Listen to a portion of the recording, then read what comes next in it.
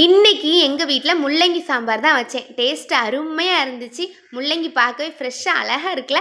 எப்படி பண்ணலான்னு பார்க்கலாமா? பேன் நல்லா ஹீட் ஆனதுக்கப்புறம் எண்ணெய் ஊற்றிக்கோங்க. எண்ணெய் சூடானதுக்கப்புறம் கொஞ்சமாக கடுகு, கொஞ்சமாக சீரகம், 2 வத்தல், 2 பச்சை மிளகாய், கொஞ்சமாக கருவேப்பிலை, அப்புறமா சின்ன வெங்காயம், ஒரு 4-5 பல் பூண்டு போட்டு நல்லா மிக்ஸ் பண்ணி விட்டுக்கலாம். 2 தக்காளி பழம் கட் பண்ணி போட்டுட்டு அதையும் நல்லா மிக்ஸ் பண்ணி விட்டுக்கலாம். அப்புறம் நம்ம வாஷ் பண்ணி கட் பண்ணி வச்சுருக்க முள்ளங்கியை கொஞ்சம் கொஞ்சமாக எடுத்து பேனில் சேர்த்து மிக்ஸ் பண்ணி விட்டுக்கலாம். தேவையான அளவு உப்பு போட்டுக்கோங்க. குழம்பு மசாலா தூள் வந்து நான் 2 ஸ்பூன் எடுத்திருக்கேன். ஏன்னா நம்ம ஆல்ரெடி காரத்துக்கு மிளகும் வத்தலும் சேர்த்துருக்கோம். 2 ஸ்பூன் போதுமானது. அதுக்கப்புறம் நம்ம புளி கரைசல் வந்து சேர்த்துக்கலாம். அதுவும் தேவைக்கேற்றப்பில் போட்டுக்கோங்க. அதையும் நல்லா மிக்ஸ் பண்ணி விட்டதுக்கப்புறம் நான் இந்த குட்டி செம்புக்கு 1 செம்பு ஃபுல்லாக தண்ணி எடுத்திருக்கேன். வேக வச்ச பருப்பு தண்ணியும் இந்த பவுல் நிறைய ஊற்றிக்கலாம். பருப்பு வேக வைக்கும் போது கொஞ்சம் பெருங்காயத்தூளும் உப்பும் போட்டு வேக வச்சுக்கோங்க.